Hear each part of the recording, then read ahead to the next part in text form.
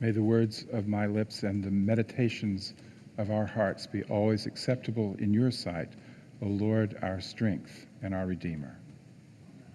Please be seated.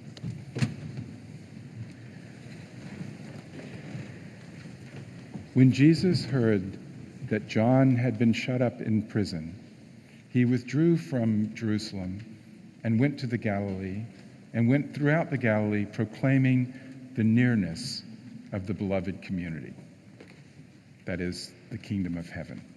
This was the characteristic and first proclamation of Jesus in the inception of his ministry, and it continues to be his theme throughout his 3 years of ministry before his betrayal, his death, and his resurrection. I feel the weight of understanding what he meant by both the kingdom of heaven, which Josiah Royce rebranded as the beloved community, and what it means to say that the kingdom of heaven, the beloved community, has come near. This is our task to understand that. It was his central message. And I'd like to say that everything that comes afterwards, all of his ministry, is meant to both elucidate what that means and to bring it to reality. He characteristically taught, but he also characteristically healed. He was a healer. And the healing was vast. In the Gospel of Luke, in what we call the Sermon on the Mount in the Gospel of Matthew, as you know, in Luke it's reversed, it's the Sermon on the Plain. And in that story, that telling, Jesus goes up on a mountain not to proclaim the sermon as he does in Matthew, but to pray. He prays all night long. And in the morning, he goes down the mountain with his closest disciples, and then a vast crowd of disciples come around him, thousands of people. And then around them, even more people. And these are the poor. And they have come to hear his proclamation, which is healing in itself, and to be healed from infirmities, and to have demons cast out from them.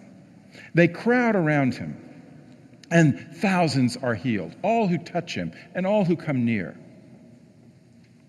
This is repeated in various ways, personal, and in great groups throughout the Gospels.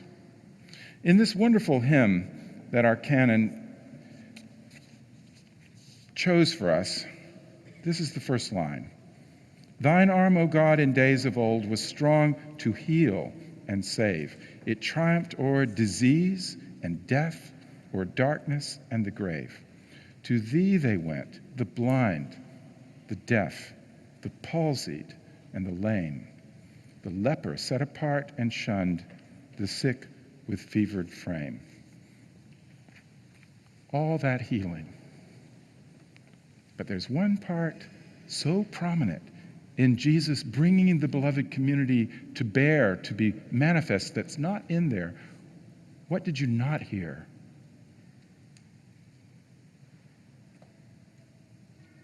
Kimberly? Robert? Where was the casting out of demons? Where's the casting out of demons? Jesus cast demons out over and over again in the Gospels. 55 times he cast unclean spirits out of people. This is not to say all the demons he cast out, but the unclean spirits. 55 times. We don't sing about it. We don't really want to talk about it. We don't understand it. Is it an artifact of a time that was more primitive than ours, where we've passed that on? If so, why do we read it and proclaim it as gospel? That's what we did today. This was a gospel proclamation of something the church is saying to me and to you and to us about something that was true then, and we somehow believe true now And as it is incumbent upon me, the weight upon me to understand what the beloved community means and how it is manifest, this is a piece of it. This is a piece of it. To understand what it means when Jesus takes the energy, the divine energy, to cast out demons and particularly to cast out unclean spirits. A subcategory of demons. So we have categories. We have healing, and it's all, everything. This is all healing, making whole, restoring the beloved community. Under that, we have touch and other means to heal leprosy and deafness and blindness and the inability to walk and flows of blood, all kinds of physical infirmities. And under that, we have the casting out of demons, and under that, this category of casting out unclean spirits. And today, something unique happens in our hearing with this gospel, because I think it's the only one like it in all four of the gospels in this way. Many of the healings that Jesus did, not the great public ones like the Sermon on the Plain, but the more personal ones, happened on the Sabbath. They happened on the Sabbath. And every time except today, in this gospel, he's criticized for healing or casting out demons on the Sabbath. Every time. Every time he heals a withered limb or restores sight or raises someone from the dead and it's on the Sabbath, his critics say, "How dare you? How dare you do something like this on the Sabbath?" And Jesus replies to them in many ways, but essentially he says, the Sabbath was made for humans, not humans for the Sabbath. But we need to understand what is unique today because it's very explicit. He comes to Capernaum. He goes into the synagogue. It is the Sabbath. And in the synagogue, not outside, but in the synagogue. So we have a holy day, a holy time, a holy space. And in that holy space, during that holy time, a man stands up who is possessed by an unclean spirit. And Jesus casts it out. After a dialogue that's very dramatic, the Spirit speaks to Jesus and said, "We know who you are. Are you here to destroy us? We know you're the Holy One of God." And Jesus says, "Be silent and come out of him." The unclean spirit convulses the man and comes out with a great shout and is gone. And instead of saying, "How dare you do this on the Sabbath?" they say, "Wow, good job, Jesus. This man teaches with authority, a new teaching. Even the unclean spirits listen to him. End of story."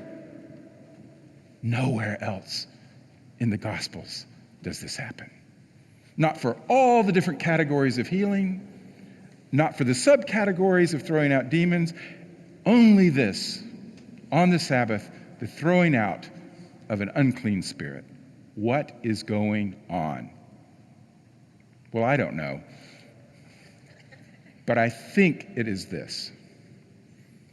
Jesus means it when he says that it is not external things that defile a person, but rather it is that which comes forth from me that defiles. So the people there, I think, understand this, and they're with him.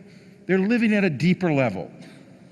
They don't think it's exactly what they eat or how they wash the vessels. All those are important things, but as Jesus said, all these things support human life. It's not human life that supports these practices. And so, when Jesus says, it is things that come from within me that defile, they are with him in that. They're living at this deeper level. So, what does it mean to be defiled by the things that come forth from us? It means that they other people. They are practices that create others. Instead of the beloved community, which is a place of peace and mutual regard for all of life, we have subcategories where we have some subjects and many objects. Some subjects and many objects. If I fall into the category of object, I am available to be used. This has been the arc of 400 years of Western thought. There was slavery when Jesus was alive, but it wasn't based on race or the color of skin. That's our invention. And slaves who have always been objectified have, in our time, become racialized. We can identify them by racial characteristics, and they become objects. Less than. The earth itself, which was regarded as an angel in one tradition of Christian thought, an angel, a living being worthy of regard, is reduced to an object. Why? So it's available to be mined, to be extracted from, to be used. This is the destruction of the beloved community. It's a deliberate action that we partake in. It had its own form in the time of Jesus. It has its unique, evolved form in our time. And the uncleanness of the Spirit is not because of external things done or not done, but rather what issues from the human heart. Judgments upon others, the objectification and the use of all of life that we need or want. So when Jesus cast out an unclean spirit, it is clear to everyone there, it appears, that Jesus is restoring the beloved community, which should be done on the Sabbath. It should be done within that holy space and in that holy time. It's the proper action. And so rather than condemning him, they praise him. So my family, that's the question in front of you and in front of me. How do we continue the work of manifesting and restoring the beloved community? What is your equivalent of casting out unclean spirits? I'm going to take a little risk here, which I'm used to with you, and say that a woman who was briefly president of Harvard was the kind of inhabitant of the unfair objectification that Jesus is healing. Claudine Gay, through hours of adversarial testimony in Congress, made a poor answer. I think we can all acknowledge that. But she, as a Haitian descendant black woman, was made the focus of a tremendous effort to discredit her, and with her, everyone who would stand for, may I say, the beloved community, where diversity is of value and where the connection between those of us who are different is rejoiced in rather than condemned. She was not a plagiarist. She made some mistakes in citations in her dissertation from the late 90s.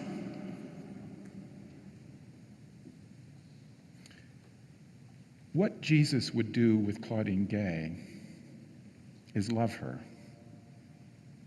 and stand with her and understand that the whole community, that means you and me, has been made unclean by unclean spirits that have divided us from each other and made not a world of communion, but a world of objects.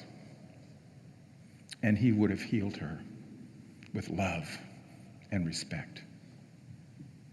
Now, I use her because we all know that story. But there is a Claudine Gay in every community, in every circle, who has become the focus of the fear and the hatred of the community and inhabits that as one possessed, not that we don't have it all, but that they become the focus.